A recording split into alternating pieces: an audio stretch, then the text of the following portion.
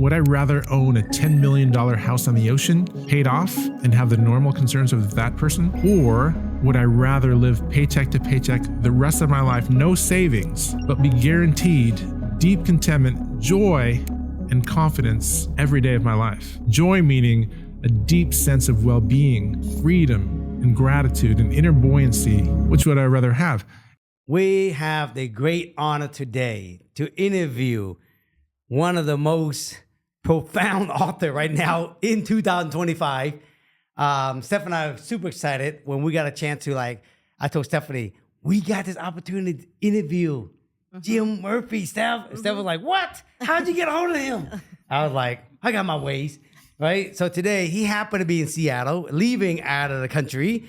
And we actually said, come on, Jim, let us interview you before you leave out of the country. And he was like, okay, let's do it. So today, Jim, thank you, my friend, for actually allowing us to interview you today, my friend. Thanks for having me. Thank you. Thank you. I want to start off with this. Give the audience a little background about your background a little bit, right? You are the great-grandson of a samurai, right? Great. Huh? Great. Great, right? Play for the Cubs. And then when and how did it actually just happen to be that you end up writing this amazing book? How did all this transpire, bro? We want to know. Yeah, sure. So grew up here in Seattle, and ever since I was little, I always dreamed about being a pro baseball player or NFL or NBA player. And so getting drafted by the Cubs was a dream come true. And then I got injured and had to retire. And so played 5 years in the minors, and it was devastating. My whole identity was Jim Murphy, pro baseball player. And when I lost it, I felt like I lost everything. And so kind of the journey was I got a job with FedEx here downtown Seattle, probably delivered to this building, and trying to figure out what to do with my life. I got asked to coach a high school baseball team, O'Day, down the road here, and had no interest in coaching and just never thought about it. And we went undefeated and just had so much fun. I was like, oh my gosh, I love coaching. And so that kind of got me on the journey of coaching. And I thought, I've always kind of had this personality of I want to do something great with my life. And so I always used to think that great was being a superstar. And so it was at first the dream of being a superstar Major League Baseball player. And then after that one season of coaching, I was like, oh, superstar Major League manager. I'm going to win the World Series. That's what I'm going to do. So I had this long-term plan of getting a job in high school, or getting a master's in phys ed, and then getting a job coaching coaching a baseball team, win a championship, and then do it in college, and then do it in the pros. And so went to grad school, University of British Columbia, started a baseball team there, played football there. And then when I was in grad school, I sent a snail mail letter to every major league manager and GM on doing my master's paper on how to build a championship team, and I'd like to interview you in person so I could get to know them and get the job later, which is what happened. I got a job 2 weeks after graduation with the Texas Rangers. So that was kind of another dream come true. And I thought, okay, we're gonna off to the World Series, and then I quit 6 months later in tears. So it just wasn't a box that I could fit in, and at the time I thought I was a total failure. But I think, now looking back, I think it's so important for listeners to understand that there's so many things in life that you think need to be a certain way, or at least I thought this is how it has to be, and if I can't do this, it's I'm a failure. Whereas the truth was that God had something far better for me that I couldn't see at the time. And so, so I left Texas and kind of devastated. My identity gone again. I felt like I was somebody and then nobody again. Shortly after that, I get called by Major League Baseball and asked if I would be interested in coaching South Africa, being their hitting coach for their Olympic trials. So I fly to Johannesburg. Our bat boy was living in the tool shed of a baseball field with his mother and little brother. His name was Gift Ngupe, drafted by the Pirates, first player ever to play in the big leagues, born in Africa. So amazing story. And I'd never really seen poverty, and so it really changed my life, South Africa. And we had an amazing experience. I'm still good friends with that whole team. This was 2000 Sydney Olympics, so we made the Olympics, got to meet Nelson Mandela, march at opening ceremonies. We had one of the biggest upset victories in Olympic baseball history. It was an amazing experience. So that was 2000, 25 years ago. And then 3 years later is when I leave for the desert to go figure out what to do with my life. And I didn't know I just had no vision, no hope, no plan. And so I just felt like I need to get away from my past and anyone that would because I was a personal trainer and life was good. It's just that I wanted to get away from anyone that was going to think about me as what I've done so far. And so I wanted a clean slate. If anything was possible, what would I do? And so I went to the desert to live this life of solitude. It's actually a teammate of mine, Ricky Scruggs from Pro Baseball, was opening a baseball academy. So I went there to work part-time for him and then kind of have this solitary life. And I always think about that time in my life from this New Year's Eve party. It was December 31st, and I didn't know what day it was. And so I'm in this empty house writing in my journal, and I hear a noise, and I go outside, and I see fireworks, and that's when I realized it was New Year's Eve. And so I was like, oh my gosh, it's New Year's Eve. What am I doing here?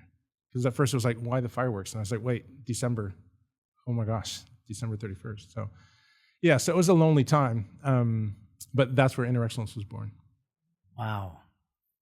And so with that, having then produced from that, you've coached so many high achievers, so many people that have really have that drive and intensity that you had, helping them find the channel and the lane to point it. What do you notice is the thing that tends to stand in the way for inner excellence for most people? What are the thing that keeps them from their own inner excellence? Lack of freedom, I think, is the number one thing in pro athletes, Olympic athletes, and the rest of us. It's the fear of failure, fear of getting judged. And I think similarly, the people that are really successful in anything are willing to take risks, whether it's business or pro sports or music or anything. They're willing to fail, and that's such a big, important thing. You speak in the book about to be the GOAT, you need to be willing to be the GOAT, Yeah. right? The capital G-O-A-T, you got to be willing to be the lowercase G-O-A-T, Yeah. and to be willing to risk it all, or to put yourself on the line to be that one, is really the same level of investment and commitment that it takes to then really get to that. Yeah. What do you mean by that? For you to be the GOAT, you got to be the GOAT. Does that mean you got to be willing to deal with failure? To look foolish. Yeah. To look foolish and to fail in a great way. Yeah. Like I talk to my clients about imagine, because when people come to me, generally they want to achieve something great and maybe have struggled a little bit. So I say, imagine your journey. Say you want to be an Olympic champion or a world champion. That's the top of the mountain. And so as you climb this mountain, so the air is going to get thinner and there's going to be more people that are going to be staring at you. Like, who's that guy up there? Or who's that girl up there? Who does she think she is? And then when you fall, it's a lot farther. And so, so this is when we first start. I say, if that's what you want, that's great, but you have to really realize what the cost is. You're going to get judged a lot, and when you fall, people are going to come down hard on you. And are you ready for that? Because if you're not, it's fine. Choose a smaller goal.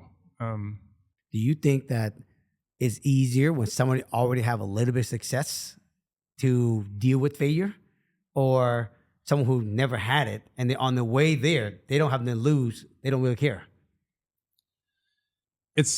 Success is a really kind of a dangerous thing, because, like, for example, there's a golfer who won his first tournament in college at UW and didn't win any more the rest of his career. I just found out yesterday. Actually, a friend of the family. Expectations are really hard. And so when you're successful, it can create this expectation, which created, like I said, a lack of freedom. And so freedom is so crucial. And so with Inner Excellence, we're always talking about belief, freedom, and focus, kind of three areas that everything Inner Excellence kind of goes around. And so belief is kind of the number one thing. It's the most important thing about you in every area of your life, even your spiritual life, what you believe about who God is and who you are. What you believe about your life, the universe, the world, what's possible for you, what kind of world it is that you live in.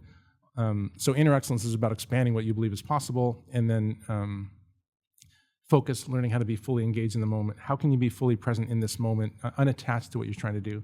And then freedom, to be able to have fun and play like a kid and be willing to fail in a big way. The freedom to fail is such a fantastic gift to give ourselves. Yeah. If we didn't have to be attached to how's it going to work out, what would we do? What might we dare? Or what would someone think of me? Right. Right? Oh, yeah. Yeah. Yeah. Yeah, Right? absolutely. I think that's probably one of the biggest, hardest thing, you know what I mean, for even including myself, you know what I mean, to move to the next level. It's like getting to the next, I call it the mountain. You know, this you climb, then you get a plateau, then you rest, the campsite, then you move to the next level. It seemed like every level, the air get thinner, but you do get judged more, you know, especially on social media now, right? I mean, like, I write one word that's off, Yeah. they just go crazy on me. You know what I mean? But do you think, like, just say this friend, this person that you said from UW, do you think that's the reason why this person stopped succeeding? Because he got so focused on results and didn't allow himself the freedom and allow himself to be okay with being judged and failing, and that's why he probably quit. I didn't talk to him. I have no idea Right. what Most happened. people might. I just heard about the story. I just know that that's a lot of pressure. If you win your first tournament as a freshman, that's going to be. So if I was talking to him right away, we would kind of work through this and make sure that we understand what's going on here. For most people, when they're really successful, there's so many things out of their control that happened that they didn't do, and that were gifts given to them that needs to be understood. And success is mostly A function of expectations. there's so much out of your control in this life, and there's so much fear, anxiety, and tension in the world today, and violence. And so that's why it's so important to clarify your purpose in life, and so you can not be so scattered by all the different things happening. And with social media, there's so many things like, oh, that's great. Oh, what about this? What about that? And so it can create real anxiety. And so we need to clarify our purpose. And with Inner Excellence, we do that by how we want to feel and how we want to live and handle adversity and the person we want to become. I think there's something, for sure. I think that's one of the things that was really cool about this idea of inner excellence. And we talk about it a lot from the perspective of, we'll say, stop the grind, get aligned, how to create success or how to create outcomes through alignment first versus this grind. And so I thought it was excellent to hear the way you were speaking to. So many people, I think, have this notion of either I'm going to choose a financially prosperous and successful life, or I'm going to choose happiness, or I'm going to have great relationships. There's this notion of choice. I can't have it all. There's going to be one or the other. And in fact, people will say, I will sacrifice my happiness as long as I get my outcomes. We love how you speak to, what if the joy is part of the path to that success? And knowing a lot of high achievers, I'm curious what you would say to, I've talked to so many where they're like, but if I take my foot off the gas for 1 second, I'm going to lose it all, or it's going to fall apart, or I'm going to miss the thing. What would you say to those type A or they think that if they focus on happiness, taking the foot off the gas of, Exactly. of the results. Exactly. That they're like actually less likely to get there. That's right. What do you say to those type A high drivers that are like, I can't possibly take the time to focus on my joy or finding that freedom, because then I'm going to lose my eye on the prize of this outcome that I'm pursuing. I got to go to hit $1 million this year. Right. If I take my foot off, I ain't going to hit it. Yeah. Right. And I mean, it just depends on how good you want to be. If you want to be mediocre, and then do that. If you want to be the best you can be, then you can't do that. You need to develop you, the person. Yeah. That is such a powerful thing, because I think in the delusion of people thinking that is how they will be the best they can be, and having to experience the supercharger, that the feeling, like you were saying, that is so important. You can get a lot of short-term wins by like that, by not developing yourself and forgetting about inner peace, inner strength, or whatever, and just outcome. You can get a lot of short-term wins, but long-term, you're never going to achieve and live the life that you want to live, not the life that's possible. So, like with Inner Excellence, people come to me with pretty high goals. Sometimes they might want to be world number 1 or Olympic champion, so it's pretty high, but it's never high enough for Inner Excellence, because you could get those things and not even be happy, let alone joyful. So I define happiness as a positive temporary feeling based on what's happening. Good circumstances, I'll feel good. I'll get my happiness. And so in a way, it's like this metaphor. People come to me because they're chasing happiness, and I teach them how to pursue joy. Joy is a byproduct of love. And love is has passion in it, and passion is the willingness to suffer. And so when you have passion and you're willing to suffer for something, then you can do something great. But that grit that Angela Duckworth talks about, that passion and perseverance, it's so crucial. And how do you get that without having something that's a far more pressing question than some outcome? Because you don't even know if that outcome is going to make you happy, let alone joyful. There is that thing of I'll be happy when, and just continuing to kick the happiness, which is conditional anyway, down the curb. So when I get this much income, when I have this much in the bank, when whatever these arbitrary, get this job or this role, then I'll be happy. Yeah. It's that conditionalness of it. And I like you say in the book Inner Excellence about how most people set their goals, in fact, too small because they're missing one key element. Can you talk a little bit more about that? Yeah. So if you have something that you really, really want to achieve, it's the most important thing to you, the biggest goal of your life, then we got to break it down to what does it take for me to be my best? And so with Inner Excellence, there's 5 skills that I think help you be your best. And so that's to compete with freedom and passion, to believe in your goals and dreams, to learn how to be fully present and learn how to focus in the moment, learn how to control your physiology and relax under pressure, and then the ability to adapt to any situation. And so it doesn't matter if you're in real estate or athlete or a parent, anyone, student. These 5 skills are crucial. And so that's what we want to develop, that ability to get better in those areas. And we do that through love, wisdom, and courage. And then most people will attach their goal or identify their goal as that outcome. That's right.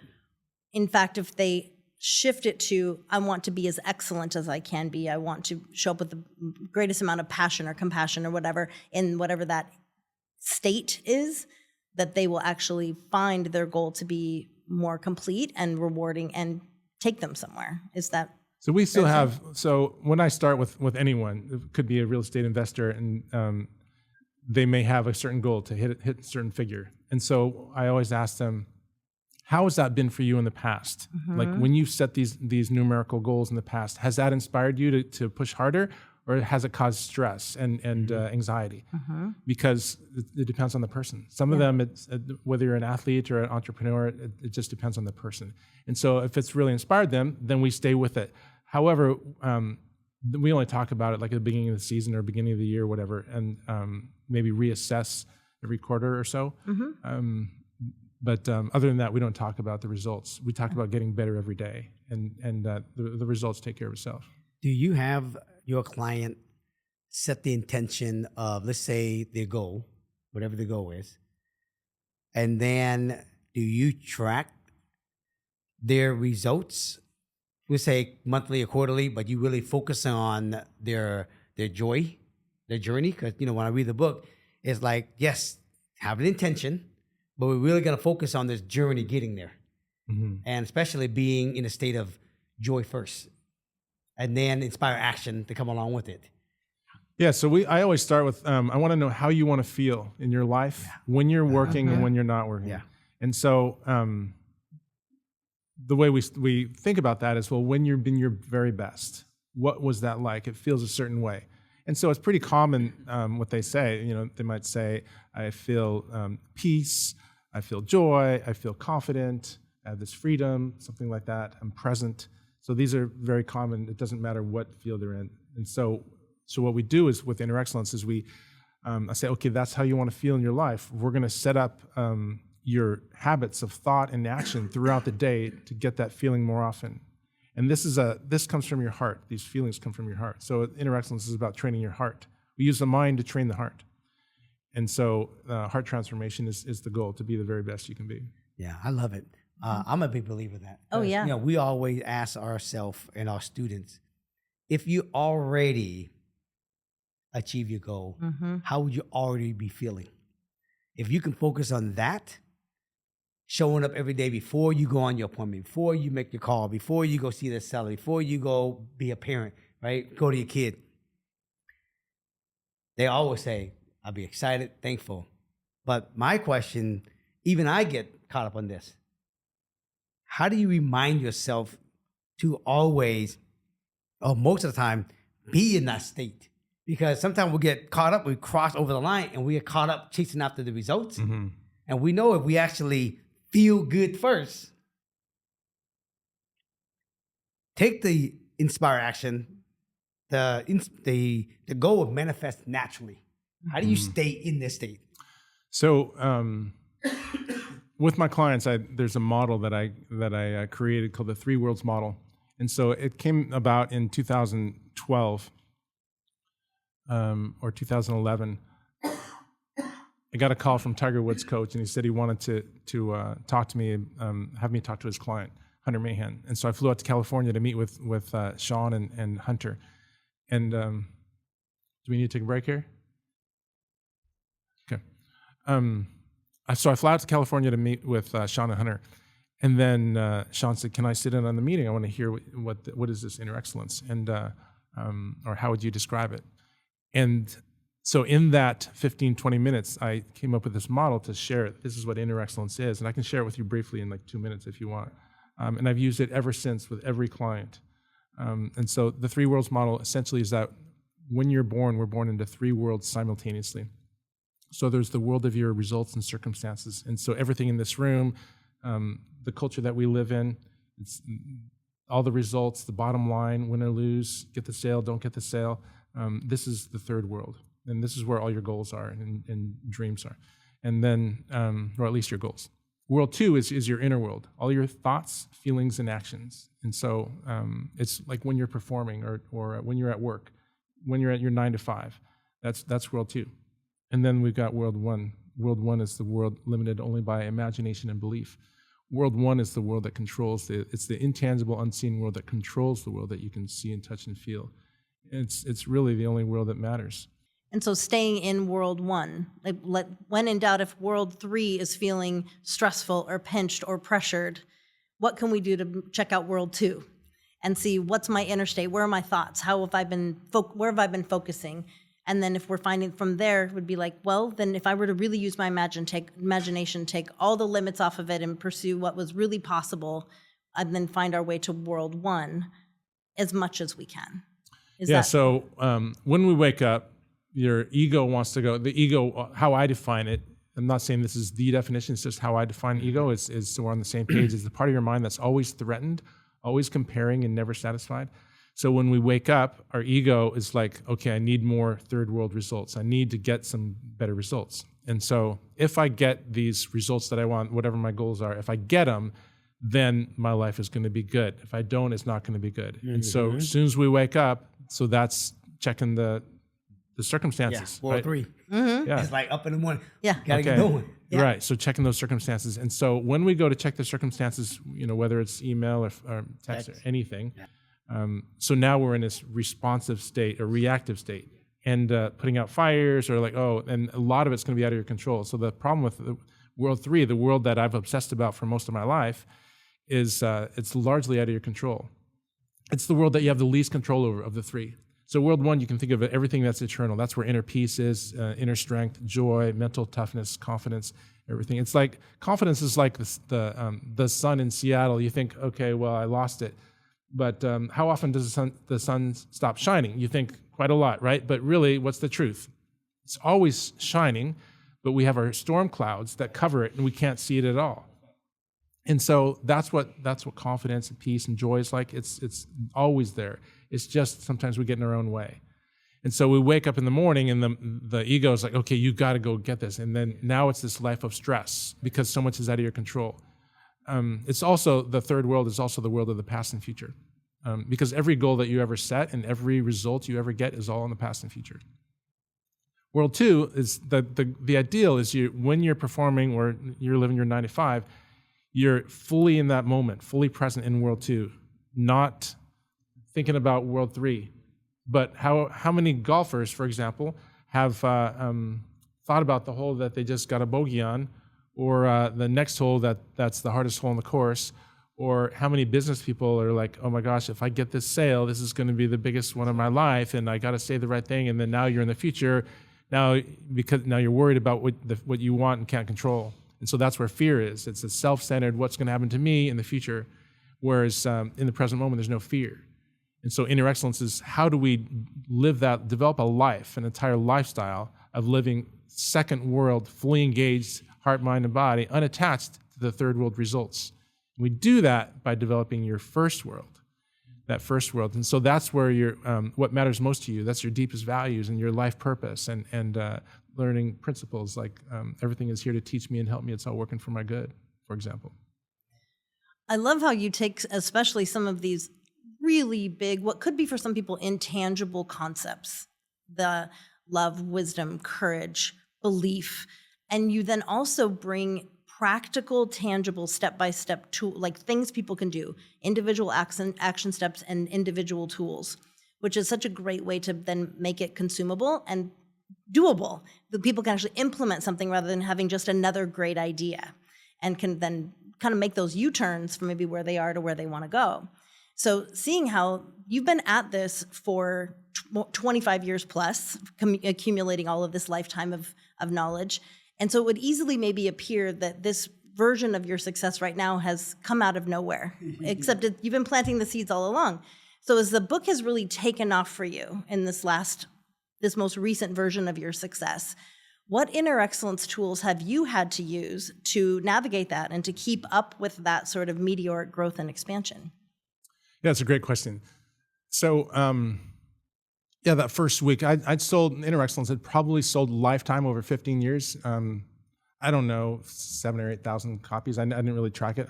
What I would tell people is all I know is it's not a New York Times bestseller yet. What I saw, I think, was that it went from 536,000th on Amazon to number one on Amazon's bestseller list in a matter of days. Yeah.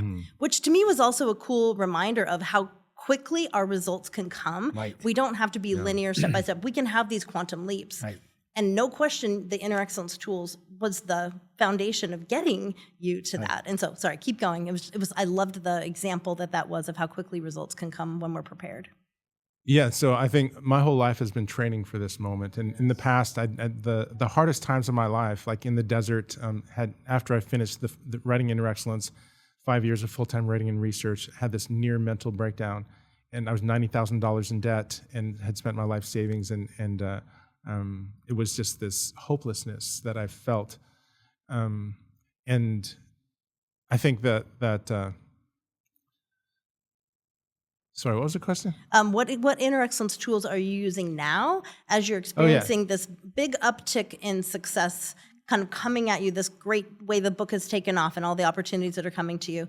What kind of inner excellence tools have you been using to navigate that and really absorb that meteoric growth? Yeah, because when you ask me that, so many different memories come to mind and I kind of lost where I was. Mm-hmm. So one of the really important things that happened to me was at the Super Bowl. I was there for 9 days in New Orleans, and I wanted to go to the game, but I told God I'm not going to go unless I get offered a ticket or face value, and that didn't happen. I was like, okay, I guess you want me to not go. And so God told me a couple things during the game that were so powerful, and one of those was to spend equal time with the poor that I do with the rich. And so there's this example that I give about Michael Phelps. So he won 23 gold medals, more than most countries have won in their history. And so one of the greatest achievements in sporting history ever. So the question is, how much credit does Michael deserve if you give God or the universe, split between him and God or the universe? At 100%, how much does Michael get and how much does God get? And I wrote about this in the new book called The Best Possible Life, How to Live with Deep Contentment, Joy, and Confidence No Matter What. Kind of a summary of inner excellence and a focus on the spiritual life. And the answer I give is that because Michael has free will, like we all do, that he definitely deserves credit. And so I give him 2%. 2%. 2%, yeah, Okay. yeah. Because why, some people might think, why only 2? Right. And the reason is because all the major things that contributed to him doing that he had no control over. Like, for example, the body that he got, how did he get that? Like, didn't choose his parents, right, or genes or anything. What about the country that he was born in the century? Like if he's born 400 years ago in Afghanistan, like there's no Olympics, right? So he's got zero chance of winning any medals. And just on and on and on. Like how did he get to, parents said, oh, you're going to learn to swim, and then the coaches, and then how did he, have that brain that could say, oh, I'm going to get up at 4 a.m. and that drive. Where does he get this energy? Like, because I know there's times when I wanted to get out of bed, and when I was sick, or my sister who was handicapped, she would have loved to work that hard but couldn't. And so many people would like to, because there's so many gifts, and so through everything that's happened to me in the last 3 months, it's so crucial is to understand who's responsible for it. It's definitely not me. In that way, I'm extrapolating from that. You may not have found yourself so swept up in the moments that might have snagged. Right. It would be really overwhelming. The overwhelm, or potentially I've been watching a lot of people then set big goals and then achieve them. I've noticed there's a skill around allowing the good to come and building a higher and increasing tolerance for good things to come into our lives. Sometimes the climb becomes so rewarding or so compelling that then getting to the top, it's what you talk about in the unconscious mind, then will reset the situation to match that unconscious expectation, and the tolerance that people can have for the success that they thought they always wanted or the outcomes they thought they always wanted. Then they get there and they're happy for a second, or maybe not at all, and then go, what's wrong with me? And so what's next? What's next? And they'll just be the thing in the next thing. So I'm hearing you having prepared a space for this in advance really has, it sounds like, I don't put words in your mouth, maintain a certain amount of flow with it and expand to keep up with this really cool outcome that you've achieved as a result of your work. Yeah, on day 3, so January 12th was when AJ was reading the book against the Packers, and it just started within an hour or two. The flood of requests came in. Yeah. And day 3, my heart was racing at 3 a.m. and it wasn't anxiety from too many thoughts, from too many concerns. It was just adrenaline. Yeah. And but the next morning I did have anxiety, and because I was just thinking about, because we sold 100,000 books that week. Oh, that's that 3 days in that 1 week after AJ. Yeah, I think there was like 80,000 in 2 days or something. Yeah. So yeah, it was pretty crazy. And so that about day 3, there was getting, I think, a normal overwhelm that most people would have if they thought that I'm the one doing it. And so it was like that day 3, God said, you don't have to stress about all this. You didn't do it and you're not doing it. Right. So don't worry about, maintaining anything or saying the right thing or saying the wrong thing, because you're not the one that's responsible for all this. And so, and also that my purpose doesn't change. My purpose is to share God's love, wisdom, and courage with athletes and leaders around the world, and with everybody really. That, and so I realized that it doesn't matter my circumstances, whether they're what the world will say is great or not, is not going to change my purpose. You revised this book in 2020, and before that, right, you have the older version. But from 2020 to 2025, you didn't have this exponential, growth. What do you think? What do you think? Because in the book, when my friend Phil and I was talking, there was somewhere in that journey right before AJ picked the book up, and I heard this in another podcast of yours, that your mom passed away, and then something happened, and then I believe in the book it said you let go of something, and all of a sudden the manifestation happened. What do you think happened from 2020 to 2025, and then this moment just exploded? Yeah, and I don't think I was ready for this until now. One thing that with inner excellence, the number one challenge that we have is self-centeredness, because it leads to fear, and it leads to overanalysis, just way too many thoughts from too many concerns, and a mind that's just constantly has these negative thoughts and judgmental thoughts, and a self-conscious ego that's always comparing, always threatened. And so I think there was just too much of that for me to be able to handle this, maybe even a year ago. And so I think it was all training, like my whole life was training. And that's what I think is so important for the viewers to understand, is that your life is training for you. And you don't know what's possible in your life. And when you let go of that self-centeredness and you surrender to a power greater than yourself, that's when anything is possible. How do you know when not to quit? Like, you wrote this new version, and this is your mission, right? And you didn't get the exponential growth until, AJ. Was there any time on this journey when you're like, maybe this wasn't it. Maybe this wasn't what God telling me to do. Maybe I should pivot and do something else again.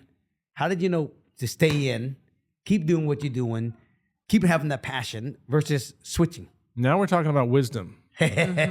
So I define wisdom as to have unobstructed views of possibilities and connections, and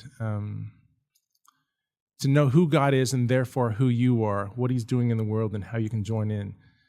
And wisdom and humility are directly linked. And so I define humility as an accurate view of self. Like I said, I think the greatest sporting accomplishment in world history, he could only take 2% if he wanted to be accurate, because everything was given to him.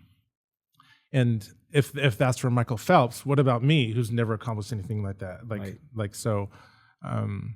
I think seeking wisdom is the greatest thing that anyone could ever seek. And it's just so overlooked because we live in a culture that's so busy and so filled with hurry. And, that's the great enemy of the spiritual life is hurry. And hurry and busyness go together. Yeah. It's a sickness. Yeah. I remember in Tim Ferriss's book, 4 Hour Work Week, he talks about busy as another form of lazy, because we have not chosen to be choosy enough about where we put our focus, and then we're diluting our total potential so considerably. And so I listen to myself when somebody says, "Hey, how you doing?" And if my mind wants to go, "I'm busy," I think, "Ooh, where have I slipped and let myself be lazy or sloppy with where I'm putting my focus? What is I'm letting be important versus not?" And so That's when you talk powerful. about that, it's really cool. Compassion literally means to suffer with. And if you want to live a compassionate life, a joyful life, joy and compassion go together, then you need to be, as Tyler Staton says in Portland, interruptible. Because compassion doesn't happen usually on a schedule. And so, how can you be interruptible and have a high quality of life and achieve great things? Then you have to clarify your purpose. Because if you don't, and most people don't have a clear purpose, and without that, then there's no way to eliminate all the stuff that's not you, because you don't know what's not you. So how, for example, might we bring these types of concepts to our kids? Yes. As we're raising them and growing them and wanting to make this normal, and letting this be part of something that they're not having to reroute, but it just make it in an age appropriate way. What have you found are great ways for parents to bring this conversation to their kids? Especially a kid that, love playing sports or, love trying to get those A's. In the Asian culture, the Asians like, man, if you don't get A's, you're about to get punished. You know what I mean? And whatever the performance, like, are we playing violin? Are we a musician? Are we studying for a test? Like, whatever there's these moments. And I think kids can so easily feel that overemphasis of the moment, and maybe don't have as much experience to create context or put in perspective. And so it's easy to grab onto a singular moment, and it becomes one of those defining, limiting beliefs. So what's your thoughts on bringing this conversation to kids? When you say bringing the conversation to kids, what I think you mean is that how can we, as a parent, how can I best help my kids live a meaningful, fulfilling life with amazing experiences and deep, enriching relationships where they're learning and growing and making a difference in the world? Is that something like that? I think that's correct. And to the point where, let's say, so our friend Phil, he was talking about a moment where his son had a choice to be in a big moment in a sporting event, and some part of his confidence, the anxiety overcame his confidence, and so he deferred. So in that sort of granular type of moment. So yes, from the big picture, I think it's exactly it.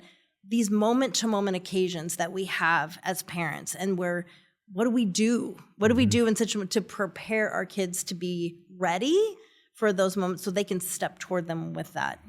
Confidence. So the number one thing that a parent can do is to learn to be filled with love, wisdom, and courage themselves. So they don't Because have they're to going to do what we do, not what we say. That's right. Yeah. And even more than that, like I guess with at the root of that is your heart. And so when you're you can think about where's my heart, because my heart is what's having the greatest influence on my family and my kids. And so you can think about it as what's in your heart. When I say heart, I mean your spirit or your will, the part that is running your life.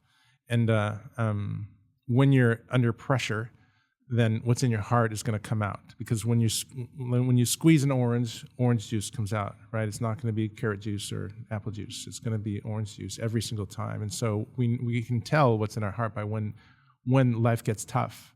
And then how did I respond? Was it inner peace and strength and wisdom coming out, love, wisdom, and courage, or was it something else? And so the greatest gift that you can have if you want to impact your kids is to pursue wisdom with as your number one goal in life. As far as that specific moment, like when a kid maybe feels a lot of pressure and you want them to perform better, it's kind of like the reason people get really stressed or anxious about anything is because that's where they put their hopes. And so our greatest need is for unconditional love. And so if you want to really help somebody, it's really understanding human behavior. And so inner excellence is really about human optimization. And it's understanding that the heart is the key to your life. And this is what I found out in the desert in the 5 years of writing and researching inner excellence, is that the heart is the key to your life. If you want to help someone, if you want to be the best that you can be, it's your heart that is the key. And so training it is the most important thing that you'll ever do. And so most people come to me with just lower level loves that are not big enough. And so, like, I had this top 10 golfer in the world said, I'm too attached to the results of my performance. What do I do? And this is where I talked to him about the lollipop. I said, well, how could you, if you have a kid that loves lollipops and he has one and you want to take it from him easily, how could you do it? You would exchange a bigger lollipop. Like, what kid, if you had a bigger lollipop, like, do you want to trade? What kid wouldn't trade, right? Yeah. And so I said, this is the problem that you're facing, is your biggest lollipop is getting birdies and getting a good score, but it's not in your full control. So now you've got this anxiety. Yeah. If you want to have a career that's extraordinary to reach your potential, then you're going to need something bigger than the outcomes that are not in your control. Yeah. Bigger, and like, for example, if you use this example, what would something bigger be? And instead of a bigger lollipop, what would it be? Something make a difference in the world? What Yeah. So we're created for relationships. Yes. And you can think about it like the greatest need that I have is for unconditional love. The greatest desire is to be fully known and fully loved. And the greatest fear is rejection and isolation. I mean, just look at prison. The great punishment is isolation. And so kids or anyone, adults, when we're super stressed about some performance, it's because that's become our God. That's if I don't get this, then I'm gonna be a failure, etc. And so we just need a more powerful God. I've been so curious about one piece of the conversation in the book Inner Excellence that is fascinating around suffering. I know you speak to a value of suffering. So I've been so curious to get your take on this, because my sense of suffering is of my own creation, and it is largely based on where do I have a limiting belief? Where have I let my thoughts go out of possibility? Wherever that is, or I'm resistant, the pain comes from resisting what is. And I find that I am most fluid and in my gifts and living my very best self in flow when I'm not suffering. And so when I find myself suffering, I'm trying to force something, or maybe I'm just attached to whatever so when I can surrender and let go of it, I release the suffering and do better. And so I've been so curious, and I think so much of the book is about transcending the moment and not letting the moment define, not letting the cold be cold, letting the cold be just that Buddhist notion of I am not that which hungers, I'm not that which thirsts. Like, how do we? And so I really find myself leaning for if I'm suffering, I'm limiting my potential. So I was so eager to ask you, maybe it's a different definition of suffering, but what am I missing out on by not finding the suffer? Well, first of all, it's very well articulated, everything that you just said. You mentioned surrender. And so one thing about inner excellence, there's actually an interesting story that, so inner excellence is now going to be in 25 languages around the world. Dude, that's exciting. Nice. Yeah. And so one of them was Dutch, and the Dutch publisher asked if we could put the subtitle as "Train Your Mind for Extraordinary Achievements." Period.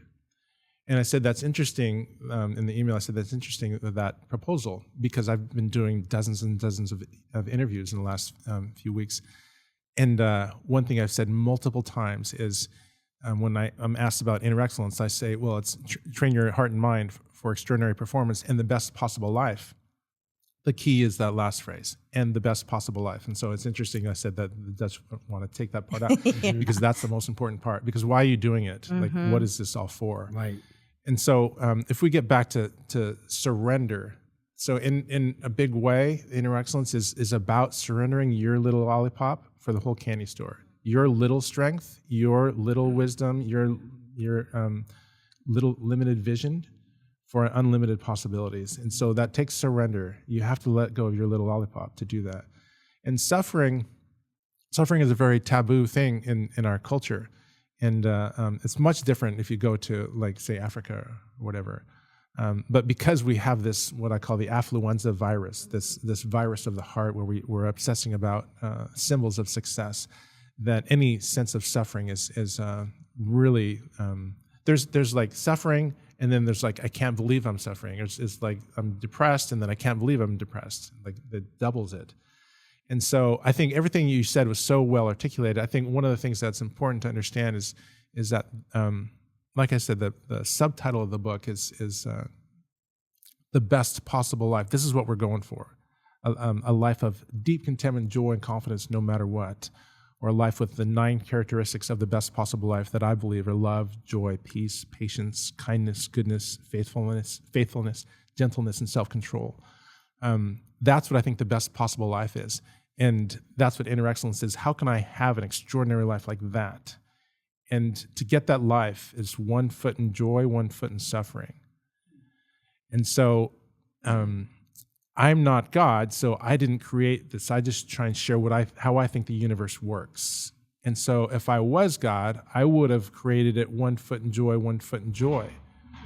But I'm not. And so I'm not too happy about it. Like I said, I would have done it different, but it's just how the universe is and it's a little bit different than what you're saying. This sort of suffering, like, for example, if you want to get physically stronger, we need to break the muscles down. There's just no other way. It's just how the universe is. And so if you want wisdom, you have to go through things. You can't just read about it in a book. And so, that's kind of like, you're going to suffer in this life. So we should celebrate suffering. What are you saying? Well, if you use building your muscle, we want to make sure that we're clear on how we define it, because, like, sure. Yeah, that's what I thought. I'm like, I wonder if there's a definition of, is it, I might define that as discomfort or a stretch, or I'm reaching into the unknown thing that my ego says, get back in the box. And I have to have the courage to say, no, this is part of my purpose. Because for me, if it's part of my purpose, there is no suffering. Right. If it's part of something that is meant for me, there is no suffering. Right. And that's why there's definitions in the back of inner excellence. There's definitions like in the back of the best possible life, because it's so important to clarify terms. And suffering, there's suffering that we want to be careful that we don't want. Like, for example, abuse. Like, I'm not saying that you stay in anything like that. Yeah. And then there's suffering, like you said, we're getting in our own way and causing our own suffering that's not helpful. Obviously, that's not what we want. The suffering I'm talking about is that that's sort of suffering that comes with passion. Yeah, that's different. Where is that stretch? Is it like when you have say more about that? I want to understand. Well, when you're willing to suffer and you love something so much, even if you're not sure what that goal is, but you know you want to live a meaningful, fulfilling life, then you've got possibilities. And what I do with Inner Excellence is I help people expand what they believe is possible by helping them let go of their past. And most people that you meet are not willing to let go of their past. And so because they're not willing to let go of their past, it's just like, as a baseball player, you can't steal second base with 1 foot on first. Right. It's just not physically possible. You can never achieve, you can never become the person you're meant to become if you hold on to your past. The problem is that people are, if you think about, if I completely let go of my past, who will I be? Yes. And that's really, really scary. And so some of the questions that I ask with Inner Excellence is, are you willing to let go of who you've been to become who you can become? And along with that is, are you willing to face your fears? Are you willing to face any feeling? And are you willing to fail? Are you willing to look foolish? Because most people aren't, and that's okay. If you're not, then Adjust your goals. Yeah. Adjust your goals. Yeah. I'm like that golfer. You know, I have big goals. I have big passion to make a difference. You know, my vision is to inspire and empower millions of people to reach for their goals and dreams and see that everything is possible through my own story. Yeah. Right? On my social media, I share the good times and I also share the bad time. When I fall, I have no problem sharing it. When I win, I have no problem sharing that. And then sometimes I get caught up trading one lollipop in for the bigger lollipop. And then you say, you know, you gotta figure out what's the bigger picture than just a lollipop for a bigger lollipop. You gotta figure out what the whole store looked like. Give me some ideas on what do I gotta do is look to create a store. Yeah. So I don't want to get caught up, because I get so much demand on me. Yeah. So initially, like, we start off with how you want to feel in your life. Yes. And then that's the very beginning. And then what you value most, and how you want to live and face adversity, and the type of person you want to become. So we would get clear on that, and we can talk a lot more about that as well. Okay. I want you to think about this analogy. So imagine this was summer of 2018. I'm actually here on a ferry in Seattle, and I was taking care of my parents. And I go to the top floor level of the ferry, and I see this beautiful house on the ocean. And so this question came to me: would I rather own a $10 million house on the ocean, paid off, and have the normal concerns of that person? Or would I rather live paycheck to paycheck the rest of my life, no savings, but be guaranteed deep contentment, joy, and confidence every day of my life? Joy meaning a deep sense of well-being, freedom, and gratitude, and inner buoyancy. Which would I rather have? And so for most of my life, for sure, I'd take the house. Because there would be no question. But once you start to have anxiety, now you start to think about these things, if you've ever had real anxiety. And so the next question is, okay, say you, like me, you would have, like most of my life, I would have taken the house. Well, what if no one could ever see it? Would you still do that? Because for me, most of my life, I'm going to have these dinner parties, and people are going to come over, and they're going to love it, and they're going to say, oh man, Jim, you're the best, and we love you, and I'm going to get the love that I want. But what if no one could ever see it? Or maybe, what if no one could ever see it or know that you had it, and you had to drive a beater car, but you had this $10 million home that no one knew about? So socially, you were like maybe looked down on a little bit. Right. But you had this $10 million ocean $10 million. Yeah, you had that, and you could go to nice meals or whatever. Just people wouldn't really know that you were this successful person. Right. Or what if you could have, because isn't the reason why you want the house so you could have these great get-togethers? And so what? It's not for the get-togethers. It's for the experience. It's for the experience. And so what the experience, so you can feel a certain way, right? So you can have these amazing experiences in your life. That's right. So you can have that joy. Yeah. Well, what if you could get that directly? Without even having a $10 million property. Yeah. Well, with Inner Excellence let's go for that directly and let everything else be added to you. That's true. But understand, why do I want these things? Why do I want to, have $1 million in real estate or whatever it is? Right. Why do I want that? Right. Because if you don't understand that, then it's going to be very stressful. That's right. Mm-hmm. Zig Ziglar says it. We don't want a bed for a bed. We want a bed for a good night's sleep. Right. That's right. And this is the point. You got to really know what's the point of the bed. Mm-hmm. Otherwise, you can't keep trading the bed for another bed, for another bed. Oh, this bed ain't right. That give me a little bit of perspective. Because sometimes I feel what I do is Springboard. Every month I feel like I got to trade the next lollipop for the bigger lollipop to. Well, and I think there's a piece of that the bigger lollipop is the contentment, and is the flow, and is the joy, and is the freedom, and is the feeling good about it, the purpose behind it. Right. And maybe it's the illusion of a bigger lollipop, but it's really the same lollipop over and over again. I think for me is I can appreciate what Jim just said about what's the experience. That's right. And I get caught up trading the small lollipop for the big lollipop, and I got locked into the $10 million because I'm such a goal-driven person that I forgot about the experience, why I want the bed for the bed in the first place. And so I think ideally your big lollipop will become to live this meaningful, fulfilling life Yes. where you're making a difference. And because like there could be a global pandemic and everything shut down. Yes. Like all of this real estate could be like put on hold or could go into a global recession or anything could happen, right? And we don't know. And that's why it's so stressful for a lot of people. And so if that's the biggest thing that you have, it's a very scary, frustrating life, anxiety-filled life. And I've lived that life for most of my life. Yeah. That speaks a little bit back to the idea of with our kids, can we help them see you are more than this award or this moment? Like you are already worthy and purposeful just because you're here. And the more we lean into that sense of like, you're already, that there's an unconditionality that we may not ever get enough unconditional love from other people because they're trying to figure their own stuff out.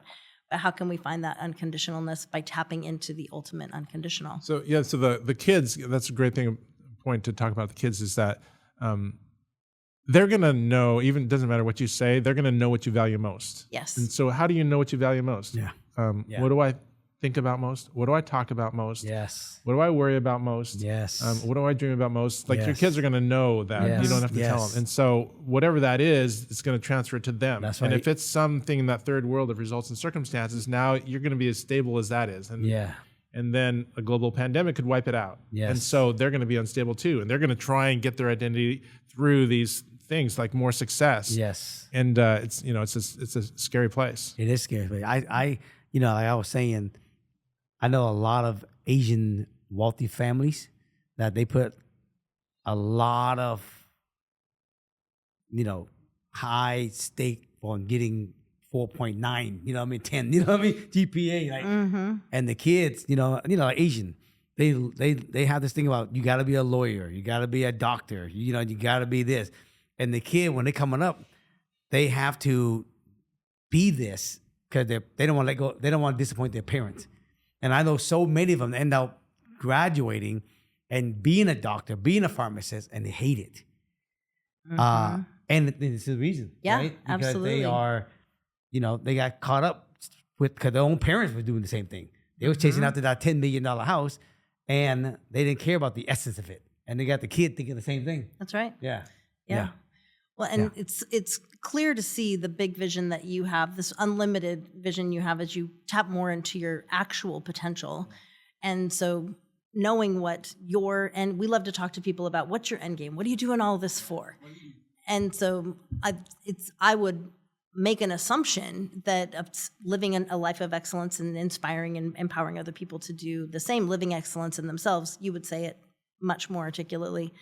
I'm curious, what's something that in this life, if you don't achieve it, you will have not fulfilled the full purpose and mission for which you were born?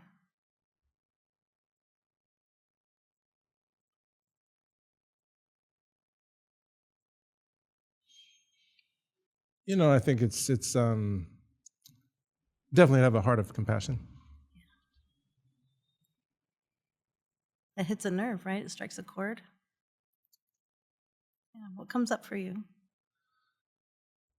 I think that's the most. We're created for relationship, and it's something my mom and dad modeled for me so well, especially my mom.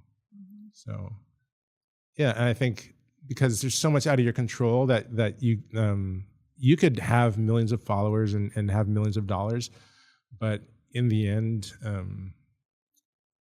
what you do for others is by far the biggest thing that you can do. Yeah. Talk a little bit about your foundation. Yeah, thank you. So the Inner Excellence Freedom Project is this great organization where we build houses for families in Mexico, and we do inner excellence retreats. Thanks for asking. We just did one in Tijuana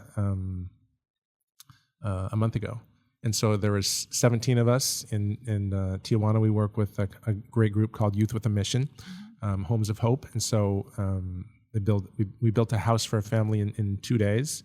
And Wow. Start to finish. It's amazing. Youth with a Mission, YWAM, they're so dialed in, amazing. And nobody takes a salary. It's all volunteers, even the CEO. It's all volunteer organization. And so they do such amazing work.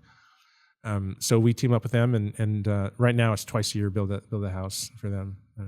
And so we're also going to be doing this work in inner city in Philadelphia, and then hopefully in Seattle too. We love Yes. it. We love it, man. Yeah. Love to do that. When anything around housing and low income, that's where I came from. 'Cause my family came from Vietnam with nothing. We lived in a shelter, and this is my inspiration today to inspire and empower people, right? To dream big. See You're doing anything so good. possible. Yeah, yeah. There's a question we always like to ask to everyone when we talk to them. We always like to ask people at the end, because our company is called Springboard to Wealth, and wealth means something different for everybody. What does wealth mean to you? To be filled with God's love, wisdom, and courage. And I think joy is a byproduct of love. Yeah. We love it.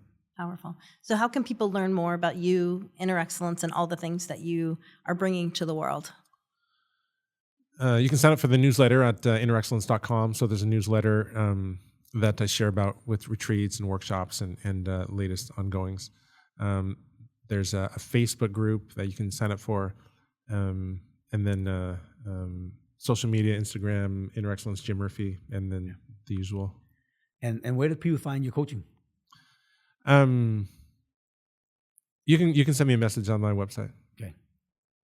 Or on social media, Instagram. I love it. I love it.